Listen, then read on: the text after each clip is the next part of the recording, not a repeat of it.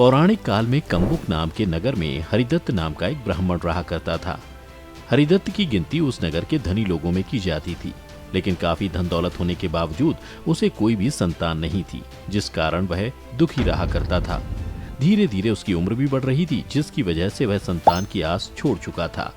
लेकिन कहते हैं ना कि भगवान के घर में देर है अंधेर नहीं, और हरिदत्त को भी बुढ़ापे में एक पुत्र की प्राप्ति हुई। पुत्र के जन्म के पश्चात हरिदत्त और उसकी पत्नी खुश रहने लगे और अपने पुत्र की भली भांति लालन पालन करने लगे। जब वह बड़ा हुआ तो हरिदत्त ने उसके लिए उत्तम शिक्षा की व्यवस्था कर दी, लेकिन उसके पुत्र की संगत खराब हो गई, जिसकी वजह से वह जुआ खेलने लगा। एक दिन की बात है, हरिदत्त का पुत्र जुए में अपना सब कुछ हार गया, यहाँ तक कि अपने शरीर पर अपना पहना हुआ वस्त्र भी वह गंवा बैठा। इसके बाद उसे घर जाने में शर्म आने लगी, तो उसने निश्चय किया कि इस अवस्था में वह अपने माता पिता को अपना मुख नहीं दिखाएगा। फिर वह उस नगर से बाहर की ओर चल पड़ा। रास्ते में वह मन ही मन सोचने लगा, वह कर भी क्या सकता है, इसलिए उसने अपनी जान देने का निश्चय कर लिया। किंतु जब हरिदत्त का पुत्र देवदत्त नगर के बाहर पहुंचा तो उसे एक बहुत ही पुराना मंदिर दिखाई दिया, जो खंडर बन गया था। टूटे हुए मंदिर को देखकर देवदत्त उस मंदिर में पहुंचा, जहां उसने देखा कि पुजारी भगवान की मूर्ति की पूजा में व्यस्त है। यह देख देवदत्त वहीं बैठ गया और पूजा संपन्न होने की प्रतीक्षा करने लगा। कुछ देर बाद मंदिर का पुजारी जब पूजा खत्म कर बाहर आया तो उसने देखा कि एक बालक उदास बैठा हुआ है। फिर वह देवदत्त के पास गया और प्रसाद देते हुए पूछा, पुत्र तुम कौन हो और यहाँ इस अवस्था में क्यों बैठे हो? तो देवदत्त ने रोते हुए पूरी बातें बता दी। देवदत्त की बातें सुनकर पुजारी ने कहा, पुत्र जब जुए जैसी बुरी आदत के कारण तुमने अपना सब कुछ गंवा ही दिया है तो वह अब तो वापस आ नहीं सकता, परंतु मेरा कहा मानो तो पुरानी सारी बातें भूल जाओ और मेरे पास रहकर खुद में परिवर्तन लाने की चेष्टा करो। मैं तुम्हें इष्ट साधना की विधियां बता दूंगा। यदि तुमने वह इष्ट की सिद्धि प्राप्त कर ली तो फिर संसार का समस्त वैभव तुम्हें स्वतः ही प्राप्त हो जाएगा। यह सुन देवदत्त बोल पड़ा, हे ब्राह्मण, इसके लिए मुझे क्या करना होगा? तब पुजारी ने कहा, वत्स, इसके लिए तुम्हें कठोर साधना और मेरी आज्ञा का पालन करना होगा। जिस तरह मैंने कड़ी साधना करके भूत प्रेतों को वश में कर सिद्धियां प्राप्त की हैं, उसी तरह तुम्हें भी कठोर साधना कर सिद्धियां प्राप्त करनी होंगी। यह सुन देवदत्त बोला, ठीक है गुरुवर, मुझे इसकी विधि विस्तार से बता दीजिए। उसके बाद अगली रात वह पुजारी देवदत्त को शमशान के बाहर एक वट वृक्ष के नीचे ले गया और मंत्र पढ़कर खीर और नैवेद्य उस वट वृक्ष की जड़ के चारों ओर बिखेर दिया। फिर उसने देवदत्त से भी ऐसा करने के लिए कहा। इसके बाद पुजारी ने कहा, अब तुम इसी भांति पूजा करो और यह कहते रहो, हे देवी विद्युत प्रभा, मेरी पूजा ग्रहण करो। उस दिन से देवदत्त मंदिर में रहता हुआ उसी की भांति विद्युत प्रवाह की आराधना करने लगा। कई दिन की कठिन साधना के बाद आखिर एक रात उस वट वृक्ष का तना फटा और एक दिव्य स्त्री प्रकट हुई। उस स्त्री ने देवदत्त से बोला, हे युवक, मेरी स्वामिनी तुम्हारी आराधना से प्रसन्न है, उन्होंने तुम्हें अपने पास बुलाया है, मेरे साथ चलो। इसके बाद देवदत्त उस दिव्य स्त्री के साथ वट वृक्ष के फटे हुए तने के अंदर चला गया। अंदर जाने के बाद वह एक मणियुक्त भवन में पहुंच गया, जहां उसने देखा कि एक बहुत ही सुंदर स्त्री रत्न से सजे हुए सिंहासन पर बैठी हुई है।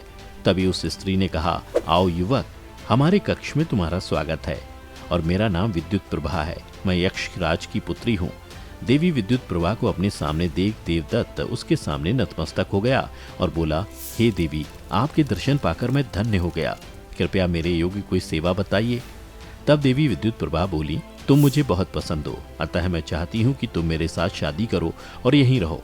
देवी की बात सुनकर देवदत्त बोला, आपकी हर आज्ञा का पालन करूंगा। उसके बाद देवदत्त विद्युत प्रभा से विवाह करके वहीं उसके पास रहने लगा। कुछ सालों बाद देवदत्त देवी विद्युत प्रभा से आज्ञा लेकर गर्भागार से बाहर निकला और मंदिर के पुजारी के पास पहुंचा और बीती सारी बातें बता दी। यह सुनकर पुजारी बोला, वत्स, तुमने बहुत अच्छा काम किया। अब किसी तरह उस यक्षिणी का पेट फाड़कर उसका गर्भ ले आओ। यदि तुमने ऐसा करने से इनकार किया तो मैं तुम्हें अपनी सिद्धि शक्ति से भस्म कर दूंगा। यह सुन देवदत्त दुखी भाव से पुनः विद्युत प्रभा के पास पहुंचा, लेकिन विद्युत प्रभा अपनी शक्ति से देवदत्त के मन की बात जान गई और बोली, मैं जानती हूँ कि तुम्हें उस पुजारी ने मेरा गर्भ लाने को कहा है, ताकि वह मेरे गर्भ का भक्षण करके असंख्य सिद्धियां प्राप्त कर ले। फिर थोड़ी देर बाद देवी विद्युत प्रभा बोली, देवदत्त, आगे बढ़ो और मेरा पेट फाड़कर मेरा गर्भ निकाल लो। लेकिन देवदत्त ने ऐसा करने से मना कर दिया। तब विद्युत प्रभा ने स्वयं ही अपना पेट फाड़कर अपना गर्भ निकाला और उसे देवदत्त को देकर कहा, देवदत्त, लो, इस गर्भ को ले जाओ। जो भी कोई व्यक्ति इस गर्भ का भक्षण कर लेगा वह सिद्ध विद्याधर हो जाएगा। पूर्व काल में मैं स्वयं भी एक विद्याधरी थी, लेकिन एक शाप के कारण मुझे यक्षिणी की योनि में जन्म लेना पड़ा। अब मेरे उस शाप का अंत हो गया है। अब मैं पुनः अपने विद्याधर लोक को लौट रही हूँ। इतना कहकर विद्युत प्रभा अंतर्ध्यान हो गई। उसके बाद दुखी मन से देवदत्त विद्युत प्रभा के गर्भ को लेकर पुजारी के पास पहुंचा, जिसे देख पुजारी प्रसन्न हो गया और बोला, वत्स, अब जल्दी से जंगल में जाकर लकड़ियां चुन लाओ। मैं इस गर्भ को आग में भूनूंगा। भून जाने पर दोनों प्रसाद के रूप में इसे ग्रहण करेंगे। पुजारी की बात सुनकर देवदत्त बोला, मैं इस कार्य में आपका सहयोगी नहीं बन सकता। यह सुनते ही क्रोध से पुजारी की आंखें जलने लगी। फिर उसने देवदत्त से कहा, देवदत्त, मैंने जो कुछ कहा है तत्काल उसका पालन करो, अन्यथा मैं तुम्हें अभी यमलोक पहुंचा दूंगा। मृत्यु के भय से देवदत्त भी तत्काल लकड़ियां चुनने के लिए जंगल में चला गया। जब वह लकड़ी लेकर जंगल से लौटा तो उसने पुजारी को वहां से गायब पाया। देवदत्त समझ गया कि पुजारी ने उसके साथ धोखा किया है। यह सब जानकर देवदत्त ने निश्चय कर लिया कि पुजारी की इस धूर्तता की सजा वह उसे अवश्य देगा। तब उसने अपने अभीष्ट मोहप्रेत को सिद्ध करने का निश्चय कर लिया। वह वट वृक्ष के नीचे बैठ गया और मंत्र पढ़ पढ़कर अपने शरीर का काफी मांस काटकर महाप्रेत का आह्वान करने लगा। इस प्रकार जब वह अपने शरीर का मांस प्रेतराज की भेंट चढ़ा चुका तो उसके कृत्य से प्रसन्न होकर महाप्रेत प्रकट हुआ। उसने कहा, देवदत्त, अब बस करो, मैं तुमसे प्रसन्न हूँ, बोलो क्या चाहते हो। प्रेतराज की बातें सुनकर देवदत्त बोला, हे प्रेतराज, पुजारी ने मेरे साथ छल किया है, बताओ वह पापी कहाँ है। तब प्रेतराज ने अपनी योग दृष्टि से देखकर बताया कि वह पुजारी इस समय विद्याधर लोक में विद्युत प्रभा के महल में है और देवी विद्युत प्रभा से अपने प्रेम स्वीकार कर लेने का आग्रह कर रहा है।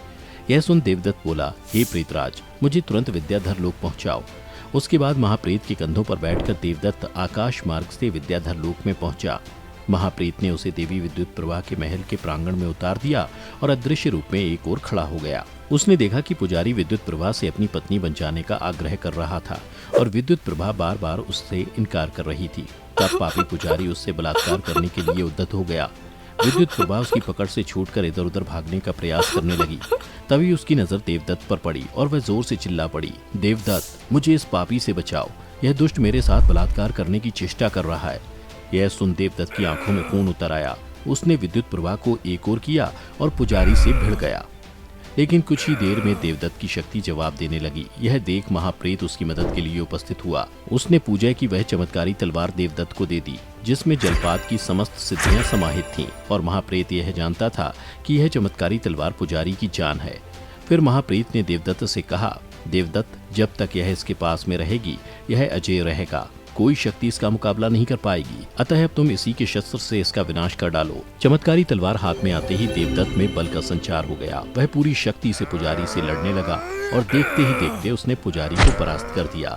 परंतु जब वह पुजारी का वध करने ही वाला था, विद्युत प्रभा रोकते हुए बोली, नहीं देवदत्त, यह अधर्म का कार्य मत करना। यह पापी एक ब्राह्मण है। यदि तुमने इसका वध कर दिया तो तुम्हें ब्रह्म हत्या का पाप लग जाएगा। इस स्थान पर महामाई पार्वती निवास करती हैं। तुम्हारे द्वारा इसकी हत्या हुई तो वे अप्रसन्न हो जाएंगी और तुम्हें शाप दे देंगी। अतः अपनी तलवार इसकी गर्दन से हटा लो। विवश होकर देवदत्त ने अपनी तलवार की नोक पुजारी की गर्दन से हटा ली। यह देख महाप्रेत बोला, देवदत्त, अब इस तलवार का स्पर्श इसके मस्तक से करो। ऐसा करते ही इसकी शेष शक्तियां भी इस तलवार में समाहित हो जाएंगी। तब यह एक असहाय व्यक्ति बनकर रह जाएगा। तब सभी शक्तियां छिन जाने के कारण यह तुम्हारा कोई भी अहित नहीं कर पाएगा। इसके बाद देवदत्त ने वैसा ही किया। शक्तियां छिनते ही जलपाद एक सामान्य आदमी बन गया। तभी वहां महामाता पार्वती प्रकट हो गई। वह देवदत्त से बोली, हे ब्राह्मण पुत्र, पुजारी का वध न करके तुमने मेरे इस पवित्र स्थान की मर्यादा का मान बढ़ाया है। मैं तुम्हारे इस कृत्य से बहुत प्रसन्न हूँ। तुम जो भी वर मांगना चाहते हो मांग लो। मैं तुम्हें कैसा भी वर देने के लिए प्रस्तुत हूँ। तब वह करुण स्वर में बोला, हे माँ जगत जननी, आपका दर्शन पाकर मेरा तो जीवन धन्य हो गया।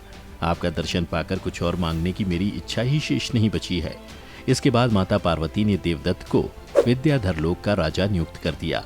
उसके बाद अनेक वर्ष तक विद्याधर लोक में रहने के कारण वह जन्म मरण के चक्र से मुक्त हो गया। जब उसका अंत समय आया तो देवदूत उसे लेने के लिए स्वयं आए। देवदत्त को स्वर्ग में स्थान मिला। आज की वीडियो में बस इतना ही। इसी के साथ अब मुझे इजाजत दें। मैं फिर लौटूंगा ऐसी कुछ और ज्ञानवर्धक वीडियोस के साथ। तब तक के लिए देखते रहिए आपका अपना YouTube channel the divine tales.